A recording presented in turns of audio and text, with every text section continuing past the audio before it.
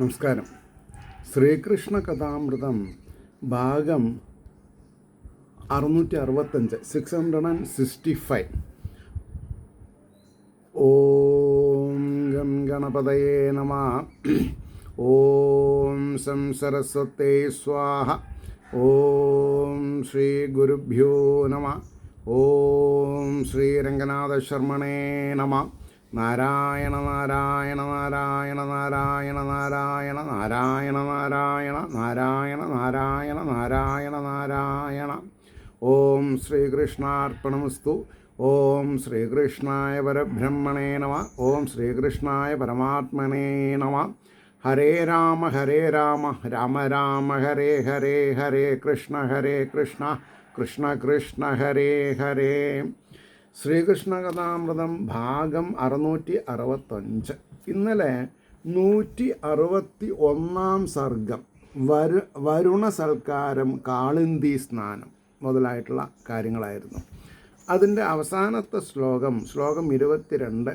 ഈ വണ്ണം അമ്പേന്തിയ ഗോപിമാർത്തൻ പ്രേമത്തിനൊട്ടേറെ വഴങ്ങി രാമൻ ഒരൊറ്റ നാൾ പോലെ കഴിച്ചു 2 മാസം തെളിഞ്ഞങ്ങനെ ഗോകുലത്തിൽ. 2 മാസം താമസിച്ചു, അത് ഒരു ദിവസം പോലെ തോന്നി. നമ്മൾ പറയുന്നൊരു ഫ്രേസാണത് മുഷയിലെ. അങ്ങനെയാണ് ആ സർഗം കഴിഞ്ഞു. ഇന്ന് നമ്മൾക്ക് പൗണ്ഡ്രകൻ്റെ സാരൂപ്യമുക്തി, സായുജ്യം, സാമീപ്യം, സാലോക്യം, സാരൂപ്യം. അതിൽ ഒന്നാമത്തെ ശ്ലോകം 162 സർഗം. അതേ വൈശാഖമാസത്തിൽ വിചിത്രം ഒരു സംഭവം ദ്വാരകാ നഗരത്തിങ്കൽ ഉണ്ടായി. ഗുരുനന്ദന, ഹേ പരീക്ഷിത്തെ, അതേ വൈശാഖമാസത്തിൽ വിചിത്രമായിട്ടൊരു സംഭവം ദ്വാരകയിൽ നടന്നു. കേട്ടോളൂ. കുരുഷ്വാധിപനായിട്ടുണ്ടൊരാളൊട്ടേറെ വിഡ്ഢിയാം പൗണ്ഡ്രകൻ. കരുഷാധിപൻ, കരുഷം എന്ന സ്ഥലത്ത് അതിൻ്റെ അധിപനായിട്ട് ഒരു രാജാവുണ്ടായിരുന്നു. അയാൾ ആരാ? നമ്പർ 1 വിഡ്ഢി. പൗണ്ഡ്രകൻ എന്നാണ് പേര്. വാസുദേവൻ ഞാനെന്നേ ചൊല്ലിയിടും ആരോടും. കാണുന്നവരോടൊക്കെ പറയും, ഞാനാണ് കേട്ടോ പൗണ്ഡ്രകൻ, അല്ല വാസുദേവൻ, ഞാൻ പൗണ്ഡ്രക വാസുദേവൻ. ദ്വാരകയിലുള്ള ആൾ ഡ്യൂപ്ലിക്കേറ്റാണ്, എൻ്റെ ഡ്യൂപ്ലിക്കേറ്റാണെന്ന് അദ്ദേഹം പറയാം. രസികന്മാരണഞ്ഞോതി പിടിപ്പിച്ചാരതാവിധം കളിയിൽ പിള്ളരോതിടും നീ രാജാവ് ഞങ്ങൾ മന്ത്രിമാർ. അപ്പോൾ കുട്ടികൾ പറയില്ലേ, 10 ആൾ കൂടിയ കള്ളനും പോലീസും കളിക്കാവും, അല്ലെങ്കിൽ രാജാവായിട്ട്. ഞാനാണ് രാജാവ്, നിങ്ങളൊക്കെ മന്ത്രിമാർ. അതേപോലെ ഈ ലോകത്ത് വാസുദേവനാണ് രാജാവ്, ശ്രീകൃഷ്ണനാണ് രാജാവ്. പക്ഷെ പൗണ്ഡ്രകൻ പറയണു, ഞാനാണ് പൗണ്ഡ്രക വാസുദേവൻ, അയാൾ എൻ്റെ ഡ്യൂപ്ലിക്കേറ്റാണ്. അതേവിധം അയാൾ വാസുദേവൻ ഞാനെന്ന് ചൊൽകയായി ഭഗവാൻ വാസുദേവൻ്റെ മകനായി അവതീർണനായി പാരിടം പരിപാലിപ്പാൻ അങ്ങ് ആണ്, ഇല്ല സംശയം. പാരിടം നിങ്ങൾ തന്നെ വേണം സംരക്ഷിപ്പാൻ. അതല്ലേ വിശ്വനാഥൻ്റെ പുണ്യരാജത്തിൽ വാസവും. അതുകൊണ്ടാണ് നിങ്ങളൊക്കെ എൻ്റെ ഞാൻ ഇത് വേണ്ട മാതിരി ചെയ്യുക കാരണമാണ് നിങ്ങളൊക്കെ സുഖമായിട്ട് ജീവിക്കുന്നത്. പുകഴും കാശിരാജാവിൻ വീഴ്ചയും മറ്റും ഈ വിധം ഇതൊന്നും ചില്ലറപ്പെട്ട കാര്യമല്ല മഹാപ്രഭു. പുകഴും കാശിരാജാവിൻ്റെ വീഴ്ചയും മറ്റും ഈ വിധം ഇതൊന്നും ചില്ലറപ്പെട്ട കാര്യമല്ല മഹാപ്രഭു. കുറച്ച് സീരിയസ് ആണ് കാര്യങ്ങൾ. അതെല്ലാം കേട്ട് അതേപോലെ വിശ്വസിച്ചു മഹാജഡൻ. എല്ലാവരും ഇദ്ദേഹത്തിന് പിരികേറ്റി. ശരിയാണ് നിങ്ങൾ പറഞ്ഞത്, ഈ രാജ്യം നിലനിൽക്കുന്നത് നിങ്ങൾ കാരണമാണ്. അതെല്ലാം കേട്ട് അതേപോലെ വിശ്വസിച്ചു മഹാജഡൻ. കൃഷ്ണൻ്റെ ചിത്രവും നോക്കിയിരിക്കും മിക്ക നേരവും. വലിയൊരു ചിത്രം ഭഗവാൻ ശ്രീകൃഷ്ണനെ നോക്കിയിട്ട് പറയും, എന്നെ കോപ്പി ചെയ്ത ആളാണ് ഇയാൾ. കഴുത്തിൽ കസ്തൂപം പോലെ മിന്നും രത്നം മണിഞ്ഞുടൻ. അങ്ങനെയുണ്ട്. ഭഗവാന് എന്തൊക്കെയുണ്ട് അതേമാതിരി രൂപലാവണ്യങ്ങൾ കൂട്ടി 2 മരത്തിൻ്റെ എക്സ്ട്രാ കൈ പിടിപ്പിച്ചു. അപ്പോൾ 2 4 കയ്യുമായി. കഴുത്തിൽ കസ്തൂഭം പോലെ മിന്നും രത്നം അണിഞ്ഞുടൻ ശ്രീവത്സം പോലെ പൊളികിച്ചുണ്ടാക്കി മറുമാലിയും. ആള് ഭയങ്കര തീവ്ര മനസ്കനാണ്. മാറത്ത് ഈ ശ്രീവത്സം എന്ന മറുക എങ്ങനെയാണ് അതേപോലെ ഒന്ന് പൊള്ളിച്ചുണ്ടാക്കി. അപ്പോൾ ആൾക്കാർ ശിവൻ്റെയും ഭദ്രകാളുടെയും പാമ്പിൻ്റെ ഒക്കെ രൂപം കൊത്തിവെക്കുന്നുണ്ട്. അല്ലെങ്കിൽ പ്രേമിയുടെ അല്ലേ? അതേപോലെ ചിലവർ സിനിമ സ്റ്റാർസിനെ ആവും, ആയിക്കോട്ടെ. ചിലവർ സ്വന്തം ഭാര്യയുടെയും ഭർത്താവിൻ്റെയും അങ്ങനെയുണ്ട് ചിലവർ. അപ്പോൾ മഞ്ഞപ്പൂന്തുകിലല്ലാതെ ഉടുക്കില്ലൊരു നേരവും. മഞ്ഞപ്പട്ട് മാത്രമേ ഉടുക്കുള്ളൂ ഇയാൾ, കൃഷ്ണനെ പോലെ. പൂന്തുകിലല്ലാതെ ഉടുക്കില്ലൊരു നേരവും എന്തോ ഗരുഡനെ പോലെ ഒന്നുണ്ടാക്കിച്ചതിനുമേൽ. ഗരുഡൻ്റെ ഒരു പ്രതിമ ഉണ്ടാക്കിയിട്ട് അതിൽ കയറിയിരിക്കും. എന്നിട്ട് തന്നെ കഴുത്തിനൊക്കെ ഇങ്ങനെ തട്ടി താടൊക്കെ ഇങ്ങനെ ഒഴിഞ്ഞു കൊടുത്ത് അങ്ങനൊരു സ്വഭാവമാണ് അദ്ദേഹത്തിന്. എന്തോ ഗരുഡനെ പോലെ ഒന്ന് ഉണ്ടാക്കിച്ചതിനുമേൽ വലിപ്പിക്കും കുട്ടികളെ കൊണ്ട് മുറ്റത്തു നിത്യവും. കുട്ടികളെ കൊണ്ട് വലിപ്പിക്കുക. ആ കുട്ടികൾക്ക് വേറെ എന്താ വേണ്ട, തിന്നാൻ കിട്ടും. സന്തോഷമായി. ഓടക്കുഴൽ വിളിച്ചിടും ഭഗവാനെന്നു കേട്ടുടൻ. ഓടക്കുഴലിൽ എന്തെങ്കിലും സ്വരങ്ങളൊക്കെ ചെയ്യും. അതൊക്കെ കേട്ട് ആൾക്കാർ അതൊന്ന് വാങ്ങി ചെന്മട്ടോ ശബ്ദിച്ചിടും ഇടയ്ക്കിടെ. എന്താ ശബ്ദം വരണമെന്നും ദൈവത്തിന് മാത്രമേ അറിയുള്ളൂ. അപ്പോൾ ശബ്ദിച്ചിടും ഇടയ്ക്കിടെ. വാസുദേവനെന്നഴും ഛായ വരുന്നുണ്ടോ പലപ്പോഴും. ഇയാൾക്കെന്നെ തോന്നാൻ തുടങ്ങി കുറേ കഴിഞ്ഞപ്പോൾ, കൃഷ്ണൻ്റെ രൂപം തന്നെ അല്ല ഇപ്പം എൻ്റെ. അങ്ങനെ അതാണ് ഈ സാരൂപ്യമുക്തി എന്ന് പറയും. കണ്ണാടി നോക്കും, ചോദിക്കും, കാണുന്നോരെ വിളിച്ചുടൻ. സ്വയം കണ്ണാടി നോക്കിയിട്ട് ആ ഫോട്ടോയിലുള്ള പോലെ തന്നെ രൂപം മാറുന്നില്ലേ എന്ന് ഉറപ്പ് വരുത്തും. കാണുന്നവരൊക്കെ വിളിച്ചു ചോദിക്കും, ഈ ഫോട്ടോവും ഞാനും കൂടിയിട്ട് വല്ല വ്യത്യാസമുണ്ടോ? രാജാവല്ലേ വിചാരിച്ചിട്ട് അപക്വമതികൾ ശരിയാണെന്ന് പറയും.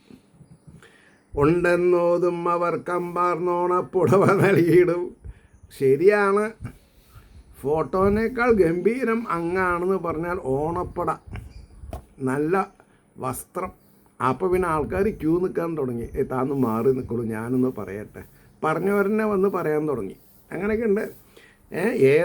ഏതേതു വിധമായാലും കൃഷ്ണഭാവന എന്തുകിൽ മോക്ഷം. ഇതാണ് നമ്മൾ മനസ്സിലാക്കേണ്ടത്. ഏതേതു ഭാവത്തിലാണെങ്കിലും ഒരാളങ്ങനെ ഒരു വേഷം കെട്ടിച്ചിട്ട് അയാൾക്ക് മോക്ഷം ഭഗവാൻ കൊടുക്കാണ്ടിരിക്കില്ല. മോക്ഷം കൊടുക്കും, പിന്നെ പുനരഭിജനനം ഇല്ല. മോക്ഷം മഹർഷിമാരോധി കേട്ടിട്ടില്ല അവനെങ്കിലും. മഹർഷിമാർക്ക് കൂടി ഇങ്ങനെ മോക്ഷം കിട്ടിയില്ല. പക്ഷേ പൗണ്ഡ്രകന് മോക്ഷം കിട്ടി. എമ്മട്ടോ പുണ്യമാം ഭാവം ഉൾക്കൊണ്ടാൻ അതിഭാഗ്യവാൻ. അദ്ദേഹം വ്യാസർ പറയാ, അതിഭാഗ്യവാനാണ് പൗണ്ഡ്രകൻ. എമ്മട്ടോ പുണ്യമാം ഭാവം ഉൾക്കൊണ്ടാൻ അതിഭാഗ്യവാൻ. ഒരു നാൾ ആ മഹാഭാഗനോട് ചെന്നു മനസ്സുകൾ. കുറച്ച് ആൾക്കാർ അദ്ദേഹത്തിൻ്റെ അടുത്ത് പോയി കാര്യമായോതീ മിത്രങ്ങൾ തമ്മിൽ കണ്ണിട്ടുമെല്ലവേ. അതായത് കണ്ണടിച്ച് സംസാരിച്ചു എന്നർത്ഥം. ഇയാളെ നമുക്കൊന്ന് കുഴിയിൽ ഇറക്കുക. അങ്ങനെ ഉണ്ടല്ലോ ആൾക്കാർ, രസികന്മാരാ. ഈശ്വരനാമം ചെല്ലാൻ പറ്റില്ല, അറിയില്ല, അല്ലെങ്കിൽ ചെയ്യില്ല, സമയമില്ല അവർക്ക്. വേറൊരുത്തനെ കുഴിയിലിറക്കാൻ കേമന്മാരാ. കാര്യമായോതി മിത്രങ്ങൾ തമ്മിൽ കണ്ണിട്ടും എല്ലാവേ ദ്വാരകയ്ക്കവിടും നമ്പാർന്നയക്കേണം എഴുത്തുടൻ. അങ്ങൊരു കാര്യം ചെയ്യാം. ദ്വാരകാവാസനായിരിക്കുന്ന ശ്രീകൃഷ്ണൻ ഞങ്ങൾക്ക് ഉറപ്പുണ്ട് അങ്ങേ കോപ്പി ചെയ്തിട്ടായിരിക്കുന്നത്. അതുകൊണ്ട് ഒരു കത്ത് എഴുതിയിട്ട് കഴിയുന്നതും വേഗം ഇവിടെ വന്ന് മാപ്പ് പറയാം. അദ്ദേഹത്തിൻ്റെ ശംഖ ചക്രകഥ ഒക്കെ ഇവിടെ വെച്ചിട്ട് പോവുക. ഇല്ലെങ്കിൽ ആക്ഷൻ എടുക്കുന്ന എഴുതിക്കോളൂ. വരുന്ന കാര്യം നമുക്ക് പിന്നെ നോക്കാം. ദ്വാരകയ്ക്ക് അവിടുന്ന് അമ്പാർ നയക്കേണം എഴുത്തുടൻ. എന്താ എഴുതേണ്ടത്? ഇതേ പേർ വെച്ചൊരാൾ അങ്ങേ പോലെ താനങ്ങു വാഴുകയാം. എൻ്റെ പേര് വെച്ചിട്ട് ദ്വാരകയിൽ അങ്ങിങ്ങനെ വാഴണത് ശരിയല്ല. ഒപ്പുവെച്ച് അയപ്പിച്ചാരപ്പോൾ താൻ അവരാവിധം ഒപ്പുവെച്ചിട്ട് അയപ്പിച്ചു. കള്ളെഴുത്തല്ല. ദൂതനോർത്തീടിൽ അതിലും യോഗ്യനാണില്ല സംശയം. ഈ കത്ത് കൊടുത്ത ആളുണ്ടല്ലോ ദൂതൻ, അയാൾ വില്ലാളി വീരൻ. ഈ വരുന്ന ആളുടെ ചിലവൊക്കെ കൊടുക്കണം. അങ്ങനെയുണ്ട് ചിലവര്. പണ്ട് ഈ ഫോണും കത്തൊക്കെ ഇല്ലാത്ത സമയത്ത് ആരെങ്കിലും മരിച്ചിട്ടുണ്ടെങ്കിൽ അതാത് നാട്ടിൽ ചില സ്നേഹമുള്ള ആൾക്കാരെ പറഞ്ഞയക്കും, വഴിയൊക്കെ പറഞ്ഞയച്ചിട്ട്. അപ്പോൾ അവർ പോയിട്ട് കരഞ്ഞും കൊണ്ടാണ് പറയുക, എൻ്റെ യജമാനൻ ഇന്ന ദിവസം മരിച്ചു, വിവരം അറിയിക്കുക. അപ്പോൾ അവർക്ക് തലയിൽ തേക്കാൻ എണ്ണയും കാശും മുണ്ടൊക്കെ കൊടുക്കും. കാരണം ഇത്രയും ദൂരം വന്ന് പറഞ്ഞതല്ലേ. അപ്പോൾ ദൂതൻ ഓർത്തീടിൽ അതിലും യോഗ്യനാണ് ഇല്ല സംശയം. ആസ്ഥാനമണ്ഡപത്തിങ്കൽ എഴുന്നള്ളിയിരിക്കവേ. ഭഗവാൻ വാസുദേവൻ ദ്വാരകയിൽ ആസ്ഥാനമണ്ഡപത്തിൽ കയറിയിരിക്കുന്ന സമയത്ത് സർവേശ്വരൻ്റെ മുമ്പാകെ ഉണർത്തിച്ചാൻ ഉറക്കവേ. ഒരു ഘോഷം, ഒരു സൂചന നൽകി. ശരിക്കെഴും വാസുദേവൻ ഞാനാണ്, അങ്ങല്ല തീർച്ചയാം. അതായത് പൗണ്ഡ്രക വാസുദേവനാണ് ശരി. എന്നെ കോപ്പി ചെയ്തിട്ടാണ് താൻ ജീവിക്കുന്നത്. വാസുദേവൻ ദ്വാരകയിൽ. ശ്രീവത്സവും കസ്തുഭവും എനിക്കുണ്ടെന്നതോർക്കണം. എൻ്റെ കയ്യിൽ ശ്രീവത്സമുണ്ട്, കസ്തുഭുണ്ട്, ഗരുഡനുണ്ട്, ഒപ്പിച്ചിട്ടുണ്ട് ഞാൻ. 4 കയ്യുണ്ട്. അത് കാരണം ശ്രീവത്സവും കസ്തുഭവും എനിക്കുണ്ടെന്നതോർക്കണം. എന്നല്ല കാശിരാജ്യത്തിൽ വാസവും തെളിവാണത്. ഞാൻ കാശിരാജാവും, ഈ കാരുഷദേശത്ത് നിന്നാണ് കാശിരാജാവ് എന്നാണ് ഞാൻ. എന്നല്ല കാശിരാജ്യത്തിൽ വാസവും തെളിവാണതിൽ. അങ്ങോ പേടിച്ചു കടലിൽ താമസിക്കുകയല്ലയോ. അങ്ങ് ദ്വാരക നിർമ്മിച്ചത് ആരേനോ പേടിച്ചിട്ടാണ്. ഞാനിപ്പോഴാണ് മനസ്സിലാക്കണത് അങ്ങക്ക് എന്നെയാണ് പേടിയെന്നുള്ളത്. എന്നെ പേടിക്കൊന്നും വേണ്ട, ഞാൻ പറഞ്ഞത് കേട്ടാൽ മതി.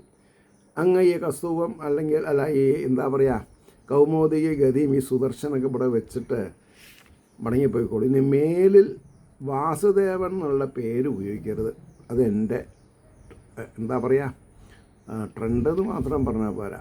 അതിനൊരു വാക്കുണ്ട് സയൻറ്റിഫിക്കായിട്ട്, പാറ്റൻ്റ്. അത് കോപ്പിടിക്കാൻ ഞാൻ സമ്മതിക്കില്ല എന്നെ പറഞ്ഞത്. ശംഖവും ചക്രവും മറ്റും ഉണ്ട്, ഇങ്ങും വന്ന് നോക്കിയിടാം. ഞാനും ഇതൊക്കെ വെച്ചിട്ടുണ്ട്.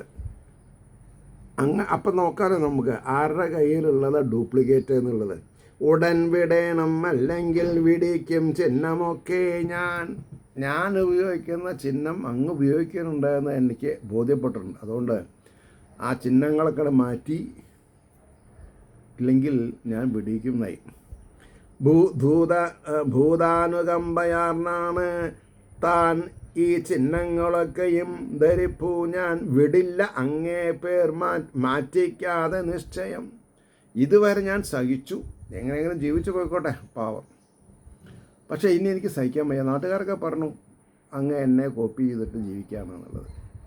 അതുകൊണ്ട് ധരിപ്പൂ ഞാൻ എന്ത് ഭൂതാനുകമ്പയാർന്നാണ് താൻ ഈ ചിഹ്നങ്ങളൊക്കെയും ധരിപ്പൂ ഞാൻ. വിടില്ല അങ്ങേ പേർ മാറ്റിക്കാതെ നിശ്ചയം.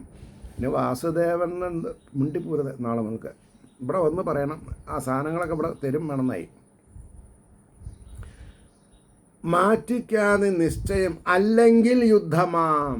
അങ്ങ് ഇങ്ങനെ ചെയ്തിട്ടില്ലെങ്കിൽ ഞാൻ 4 അവിടെ വന്ന് യുദ്ധം ചെയ്യും. 18 പ്രാവശ്യം ജരാസന്ധൻ തോറ്റോടിയതാണ്. 23 രക്ഷോഹിണി ഓരോ സമയത്തും. അതൊന്നും അദ്ദേഹത്തിന് പ്രശ്നമില്ല. ധരിപ്പൂ ഞാൻ വിടില്ല അങ്ങേ പേർ മാറ്റിക്കാതെ നിശ്ചയം അല്ലെങ്കിൽ യുദ്ധമാം. മേലാൽ വേണ്ടതോർക്കുകിൽ നന്മയ. ദൂതൻ ചൊല്ലിയ വാക്കിൻ്റെ പൊരുൾ ഓർത്ത് പലവരും, അതായത് അവിടെ സഭയിൽ കൂടിയിട്ടുള്ള എല്ലാ ആൾക്കാരും, ഉഗ്രസേന മഹീപാലൻ പോലും പൊട്ടിച്ചിരിച്ചുപോയി. ഉഗ്രസേന മഹാരാജാവ് കൂടെ കൈകൊട്ടി പൊട്ടിച്ചിരിച്ചുപോയി. ഇതെന്ത് നാടകപ്പാ! ഇങ്ങനൊരു സന്ദർഭം ഒരാൾക്ക് മനസ്സിലാക്കാൻ പറ്റില്ല. ചിലരെ ആ വാക്കിൽ ഉൾക്കൊണ്ട മറ്റൊരർത്ഥം ഗ്രഹിച്ചുടൻ തൊഴുകൈ പൂണ്ടുമാനിച്ചാരെത്രയും പുണ്യശാലികൾ. ചിലർ ആ വാക്കിൽ ഉൾക്കൊണ്ട മറ്റൊരർത്ഥം ഗ്രഹിച്ചുടൻ എല്ലാവർക്കും പറ്റി. ഒന്നിനെ രണ്ടായി കാണുക എന്നുള്ളത് ലോക മര്യാദയായിട്ട് മാറിപ്പോൾ. അത് ഏതാ ശരി ഏതാ തെറ്റെന്ന് കാലം മാത്രമേ തെളിയുള്ളൂ.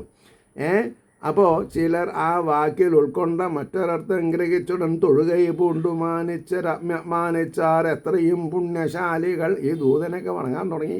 ഉടൻ പൗണ്ഡ്രകനോടോ താൻ കളിയായി ചൊല്ലിനാൻ പ്രഭു. ഒരു കാര്യം ചെയ്യാം, ഏതായാലും ഇപ്പോൾ താൻ ഇത്രയൊക്കെ വന്ന് പറഞ്ഞില്ലേ, ഞാനതിന് മറുപടി പറയാം, അതവിടെ പോയി പറഞ്ഞോളൂ. വിടിക്കുമെങ്കിൽ അവ ഞാൻ അങ്ങു താൻ വന്നു നൽകിടാം. അദ്ദേഹം ബുദ്ധിമുട്ടണ്ട, ഞാൻ അവിടെ വന്നിട്ട് ഇതൊക്കെ അങ്ങോട്ട് ഹാൻഡ് ഓവർ ചെയ്തോളാം. വെടിക്കുന്നുള്ളത് ഉറപ്പായില്ലേ? പിന്നെ ഇപ്പോൾ നമ്മളൊരു യുദ്ധം ചെയ്യുന്നത് ശരിയല്ലല്ലോ. സമന്മാരോടല്ല യുദ്ധം ചെയ്യാവൂ, തന്നേക്കാൾ മീതുള്ളവരോട് യുദ്ധം ചെയ്യാൻ പാടില്ല. പരാജയം ഉറപ്പാണ്. അതുകൊണ്ട് ഞാൻ പരാജയം സമ്മതിക്കണം. ഞാൻ തന്നെ വന്ന് ഇതൊക്കെ ഹാൻഡ് ഓവർ ചെയ്യാം. വെടിക്കും എങ്കിൽ അവ ഞാൻ അങ്ങുതാൻ വന്നു നൽകിടാം. ഉടൻ കാശീപുരത്തിങ്കൽ അണഞ്ഞാൻ ഭക്തവത്സലൻ. തൻ്റെ തേര് കൂട്ടിയിട്ട് ഉടനെ എത്തിയവിടെ. നേരിട്ടു പൗണ്ഡ്രകൻ കാശീരാജാവിൻ തുണയാർന്നവൻ. കാശീരാജാവിൻ്റെ തുണയാർന്നവൻ. കാശീരാജാവിൻ്റെ അടുത്ത് നർമ്മസല്ലാപൊക്കെ ചെയ്തിട്ട് ഇങ്ങനെ കൂടിയനാണ് അദ്ദേഹം. അക്ഷൗഹിണികൾ 5 മുമ്പിൽ താൻ വന്നു നിന്നവൻ. 5 അക്ഷൗഹിണിപ്പടിയുണ്ട് ഭഗവാനോട് യുദ്ധം ചെയ്യാൻ വേണ്ടിയിട്ട്. നോക്കിനാൻ നീരജാക്ഷൻ്റെ വിശ്വമോഹന വിഗ്രഹം. ഒന്ന് തൃക്കൺ പാർത്തു. ആരേനെ? സാക്ഷാൽ ശ്രീഹരിനെ, ശ്രീകൃഷ്ണനെ. നോക്കിനാൻ നീരജാക്ഷൻ എന്ന് പറഞ്ഞാൽ താമരക്കണ്ണൻ.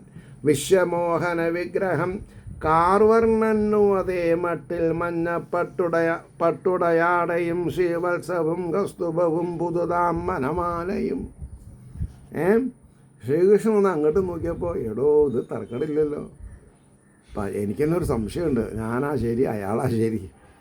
ശംഖവും ചക്രവും പൂണ്ടു നിൽക്കും പൗണ്ഡ്രകനെ സ്വയം. ശംഖവും ചക്രവും പൂണ്ടു നിൽക്കും പൗണ്ഡ്രകനെ സ്വയം. വെറും കൃത്രിമമാണെങ്കിൽ പോലും കാരുണ്യവാരിധി.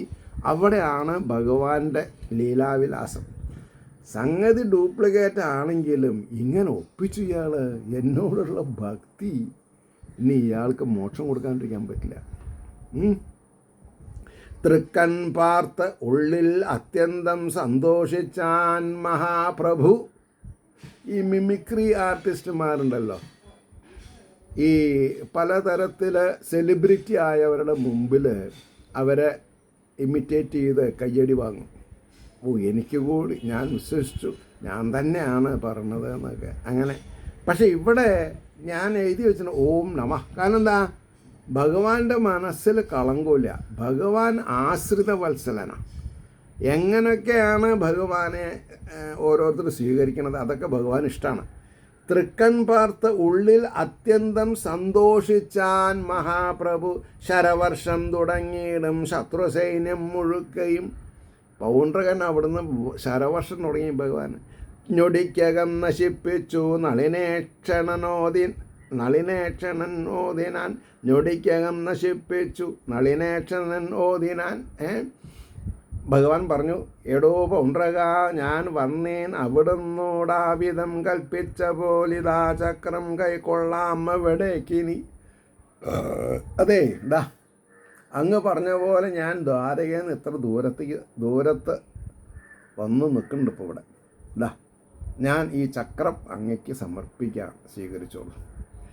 കൽപ്പിച്ച പോലിതാ ചക്രം കൈക്കൊള്ളാം അവിടേക്കിനി. വെറുതെ വെച്ചതാം നാമരൂപങ്ങളും അകറ്റിടാം. അങ്ങ് പറഞ്ഞ കൂട്ടത്തിൽ ഇനി ഞാൻ വാസുദേവൻ എന്ന് ഞാനായിട്ട് പറയുന്നില്ല, ഞാനൊക്കെ മാറ്റാം.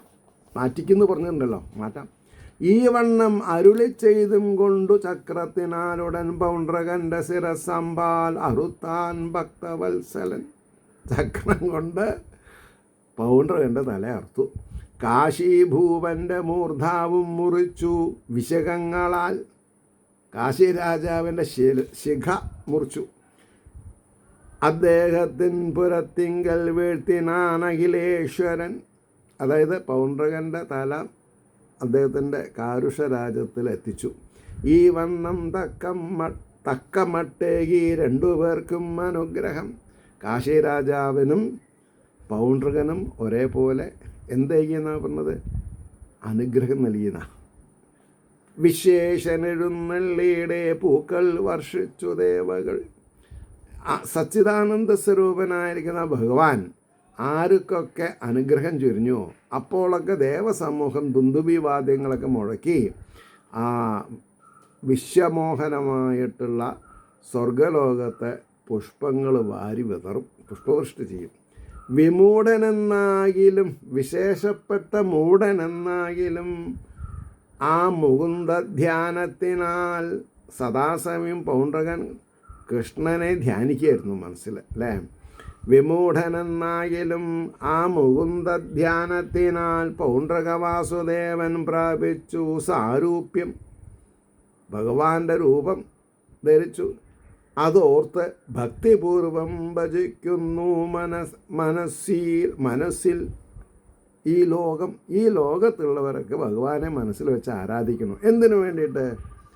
സായുജ സാമീപ്യ സാലോക്യ സാരൂപ്യാദികൾ അനുഭവിക്കാൻ വേണ്ടിയിട്ട്. ഇതി ശ്രീകൃഷ്ണകഥാമൃതേ കലികൽമഷനാശനെ ലീലാകാണ്ഡേ ദ്വിഷഷ്ടി അധികശതതമസർഗഃ സർവത്ര ഗോവിന്ദനാമസങ്കീർത്തനം ഗോവിന്ദ ഗോവിന്ദ.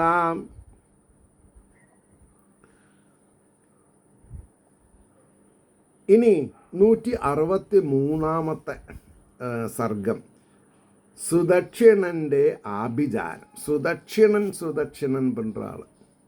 സുദക്ഷിണൻ ദക്ഷിണ വാങ്ങാൻ കേമനായിരിക്കും. അയാളുടെ ആഭിചാരം നോക്കുക. 1-ാം ശ്ലോകം. നിണമാർന്ന മഹീശൻ്റെ തല കണ്ടു പലേവരും. ഈ പൗണ്ഡ്രകൻ്റെ തല ഛേദിച്ച് അവിടെ എത്തിച്ചിട്ടുണ്ടല്ലോ കാശി രാജ്യത്തിൽ നിന്ന്, കരുഷ രാജ്യത്തിൽ. നിണമാർന്ന മഹീശൻ്റെ രാജാവിൻ്റെ ചോര അടയാളങ്ങളോടുകൂടിയ തല കണ്ട് പലേവരും അറിഞ്ഞും സംശയം തന്നെ നടിച്ചോരന്നു ചൊൽകവേ. ഇത് കൃഷ്ണൻ പറ്റിച്ചതാവും. മക്കളും ഭാര്യമാരും വന്നുറക്കെ വിലപിച്ചു പോയി. ആള് ഭഗവാന്റെ വേഷം കെട്ടിയെന്ന് മാത്രമല്ല, ധാരാളം ഭാര്യമാരെ എനിക്ക് വെച്ചിട്ടുണ്ട്. കഷ്ടം ചതിച്ചല്ലോ നാട്ടുകാരോതി. ഇങ്ങനെ വിലപിക്കാൻ തുടങ്ങിയ നാട്ടുകാർ. ഈ മഹാരാജാവിന് ഇങ്ങനൊരു ദുർഗതി വന്നല്ലോ. ശേഷക്രിയ മുഴുമിച്ചു മൂഢനായ സുദക്ഷിണൻ. അതായത് സുദക്ഷിണൻ മകൻ ആരുടെ? പൗണ്ഡ്രകൻ്റെ. മൂഢനായ സുദക്ഷിണൻ കാർവർണനോട് പകരം ചോദിച്ചു പക വീട്ടുവാൻ. പുരോഹിതനോട് ആലോചിച്ചുറപ്പിച്ചു. മഹേശനെ തപസ് ചെയ്തു സന്തുഷ്ടനാക്കി ചോദിച്ചു ദുർമതി. ശ്രീകൃഷ്ണന് ഇല്ലായ്മ ചെയ്യാൻ പറ്റിയ ഒരു വരം അല്ലെങ്കിൽ വല്ല എന്താണ് പറയുക, വിശേഷപ്പെട്ട ഒരു ആയോധന മുറയ്ക്ക് ഉപയോഗിക്കുന്ന ഒരു ആയുധം കിട്ടിയാൽ ശ്രീകൃഷ്ണനെ അങ്ങോട്ട് വധിച്ചളാം എന്ന് വിചാരിച്ച് പരമശിവനെ സന്തോഷിപ്പിച്ചു തപസ് ചെയ്തിട്ട്. അച്ഛനെ കൊല ചെയ്തോനെ നശിപ്പിപ്പാൻ എഴും വഴി നന്മയോതിയിടുകിൽ കേൾക്കില്ലെന്നോർത്ത് കരുണാനിധി. എടോ, അതൊന്നും നടക്കണ കാര്യമില്ല, താൻ ഈ സമയം വേറെ വല്ല കാര്യത്തിനും നോക്കൂ എന്ന് നന്മ ഉപയോഗിച്ചിട്ടും പരമശിവനാൽ ഉപദേശിക്കപ്പെട്ട സുദക്ഷിണൻ അതൊന്നും കേട്ടില്ല. അപ്പോൾ ഭഗവാൻ എന്ത് ചെയ്തു? നന്മ യോതിയിടുകിൽ കേൾക്കില്ലെന്നോർത്ത് കരുണാനിധി പാപങ്ങൾ ചെയ്യും സാമഗ്രിയുടൻ തന്നെ നശിക്കുവാൻ ഉപായത്തിൽ മഹാദേവൻ ഈ വണ്ണം മരുളിയിടിനാൻ. ഇവനൊന്ന് സന്തോഷിപ്പിക്കുകയും വേണം, ഇവൻ അതുകൊണ്ട് നശിക്കും വേണം. അല്ലാണ്ടപ്പം എന്ത് ചെയ്യാൻ പറ്റും?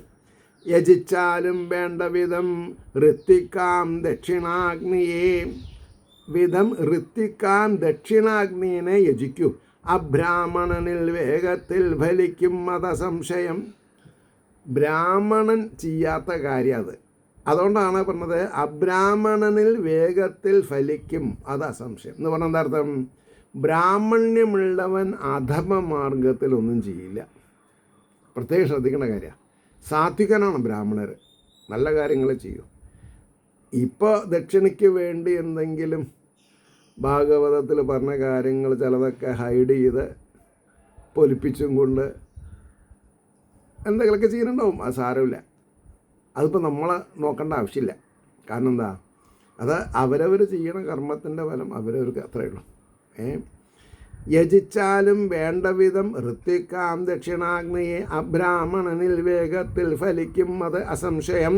കൃഷ്ണൻ വെറും ക്ഷത്രിയനുള്ളിൽ നന്നായി ഉറച്ചവൻ. കൃഷ്ണൻ വെറും ക്ഷത്രിയനെന്ന് ഉള്ളിൽ നന്നായി ഉറച്ചവൻ. എന്താ അങ്ങനെ? എന്താ അവിടെ പ്രശ്നം? കൃഷ്ണൻ ആരാ? ഭഗവാനാണ്.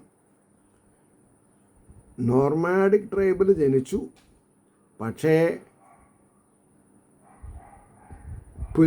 പൗരോഹിത്യത്തിൻ്റെ ലക്ഷണമായുള്ള പൂണൂലൊക്കെ ധാരണം ചെയ്തിട്ട് ഉപനയനാദി കർമ്മങ്ങളൊക്കെ ചെയ്ത് വലിയ കാര്യത്തിൽ എല്ലാവരെയും ബോധിപ്പിക്കത്തക്ക വിധം ഈശ്വരോപാസന ചെയ്യുന്ന ആളാണ്. വെറുതെയാണോ 64 ദിവസം കൊണ്ട് 64 കാര്യങ്ങൾ സാന്ദീപനി ആശ്രമത്തിൽ നിന്ന് പഠിച്ചിട്ടുള്ളത്? അല്ല, അല്ലേ? അതുകൊണ്ട് ഉടൻ തുടർന്നാൻ മൂഢാത്മാവ് ആഭിചാരം മുകുന്ദനിൽ ആഭിചാരക്രിയകൾ ചെയ്യാൻ തുടങ്ങി. ഹോമകുണ്ഡത്തിലുടൻ പൂണ്ടൊരു ലോകഭയങ്കരൻ. കുറച്ച് കഴിഞ്ഞപ്പോഴേക്കും ഹോമകുണ്ഡത്തിൽ ഉടൻ പൂണ്ടൊരു ലോകഭയങ്കരൻ, ഒരു ദുർഭൂതം ആ ഹോമകുണ്ഡത്തിൽ നിന്ന് പുറത്തു വന്നു. പ്രത്യക്ഷപ്പെട്ടു തീക്കട്ട പോലെയും കൺകൾ മിന്നുവോൻ. വളഞ്ഞ ചെമ്പിച്ച മീശ കാർ പോലെഴും ജട. കാർ പോലെ എന്ന് പറഞ്ഞാൽ മഴക്കാറ് പോലെയുള്ളൊരു ജട. കറുത്ത മഴവില്ലൊത്ത പുരുകങ്ങളും മാവിധം വലുതാം വായ്പിളർന്ന് എന്തോ കൽപ്പിക്കും നഗ്നനാമവൻ. നഗ്നനാണ് ആള്, കാണാൻ കൊള്ളില്ല. ശൂലം കുലിക്കയും കൊണ്ടു ഭൂമിയാകെ വിറയ്ക്കവേ കരിമ്പന എതിർക്കാലാൽ നടന്നാൻ ദ്വാരകയ്ക്കുടൻ. കരിമ്പനയെ വെല്ലുന്ന കാലുകളോടുകൂടി ദ്വാരകയ്ക്ക് നടക്കാൻ തുടങ്ങി. വേഗത്തൂലോ, കാലിൻ്റെ നീളം കൂടില്ലേ? ആലോചിച്ച് നോക്കൂ. ഭൂതങ്ങളും തുടർന്നെത്തി വിറച്ചു. ജനമൊക്കെയും കുറേ ദുർഭൂതങ്ങൾ ഇയാളെ ഫോളോ ചെയ്യാൻ തുടങ്ങി. കരിമ്പ് കയ്യിൽ ഒട്ടേറെ നാവ് നീട്ടുന്ന മാതിരി. കരിമ്പ് കയ്യിൽ ഒട്ടേറെ. കരിമ്പുണ്ടെങ്കിൽ നന്നായിട്ട് നാക്ക് പുറത്തേക്ക് വരും, കാരണം കരിമ്പ് മാധുരമുള്ളതാണ്. അതേപോലെ കരിമ്പ് കയ്യിലൊട്ടേറെ നാവ് നീട്ടുന്ന മാതിരി തീജ്വാലകൾ ഉയർന്നിടും ആഭിചാരാഗ്നി കാൺകവേ പേടിച്ചോടിക്കിതച്ചും കൊണ്ടോതിനാരൊപ്പമേ വരും. പേടിച്ച് ഓടിക്കിതച്ചു കൊണ്ടോതിനാരൊപ്പമേ വരും. എന്താ പറഞ്ഞത്? കിടാങ്ങളെ കളിപ്പിക്കും കമലാക്ഷനോടിങ്ങനെ. ദ്വാരകാപുരിയിലെ കുട്ടികളെ കളിപ്പിച്ചുകൊണ്ടിരിക്കുകയാണ് കൃഷ്ണൻ. അപ്പോഴാണ് ഈ ദുർഭൂതം കുറേ ഭൂതജാലങ്ങളോടുകൂടി വരുന്നത്. അദ്ദേഹത്തിന് റിപ്പോർട്ട് ചെയ്തു, കാത്തുരക്ഷിക്കണേ കത്തിപ്പടരും തീയിൽ നിന്നുടൻ. ഇവർ നടക്കുന്ന വഴി തന്നെ തീ കത്തുകയാണ്, കാരണം അത്രയും ദുഷ്ടാത്മാവാണ്. പരമശിവൻ ഒപ്പിച്ചതാണ്. ദ്വാരകാനഗരം കാരുണ്യാബ്ധേ വിശ്വൈക പാലക. ഭഗവാനെ, ഇതിൻ്റെ മുമ്പ് എപ്പോഴൊക്കെ അസംതൃപ്തി ഉണ്ടായിട്ടുണ്ട്, അപ്പോഴൊക്കെ അങ്ങ് തൃപ്തിപ്പെടുത്തുന്ന രീതിയിൽ ദ്വാരകയ്ക്ക് ഊനം തട്ടുന്ന നെഗറ്റീവ് എനർജികളെ ഇല്ലായ്മ ചെയ്തിട്ടുണ്ട്. അതുകൊണ്ട് ഞങ്ങളെ രക്ഷിക്കണം വേഗം. കംസൻ്റെ ശത്രുവായിട്ടുള്ളവനെ വന്നു നോക്കണേ. വന്ന് നോക്കണം അമൃതസ്മിത ഭംഗിയാൽ സംസാരാഗ്നി കെടുത്തിടും സരസീരുകലോ ലോചന. ആ വാക്കിൻ്റെ അർത്ഥം ഗംഭീര. കംസാരെ വന്ന് നോക്കേണം അമൃതസ്മിത ഭംഗിയാൽ. ഭഗവാന്റെ ചിരി കണ്ടാൽ അമൃതം പാനം ചെയ്ത് കൊടുത്തതാ, മരിക്കില്ല. പിന്നെ ഭഗവാന്റെ അനുഗ്രഹമാകുന്ന പുഞ്ചിരി കണ്ടാൽ സംസാരാഗ്നി കെടുത്തിടും. സംസാരമാകുന്ന തീയിനെ കെടുത്താൻ മാത്രം ശക്തിവിശേഷമുണ്ട്. എന്തിന്? ഭഗവാന്റെ മുഖാരവിന്ദത്തിന്. സരസീരകലോചന താമര കണ്ണ. തിരിഞ്ഞു പുഞ്ചിരി പൊഴിച്ചരുൾ ചെയ്തു മഹാപ്രഭു. അപ്പോൾ കുട്ടികളോടൊപ്പം കളിച്ചു കൊണ്ടിരിക്കുന്ന ഭഗവാൻ ഒന്ന് തിരിഞ്ഞു നോക്കി. തിരിഞ്ഞു പുഞ്ചിരി പൊഴിച്ചരുൾ ചെയ്തു മഹാപ്രഭു. രക്ഷിച്ചു കൊള്ളാം പേടിക്കായ ഒരാളും അത് കണ്ടിനി.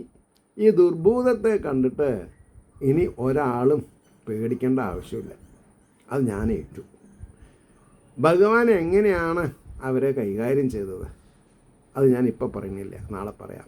ഏവർക്കും ശ്രീഹരിയുടെ അനുഗ്രഹാശിസ്സുകൾ നിർലോഭം ഉണ്ടാവട്ടെ എന്ന് പ്രാർത്ഥിക്കുന്നതിനോടൊപ്പം ലോകാ സമസ്ത ശ്രീനോ ഭവന്തു.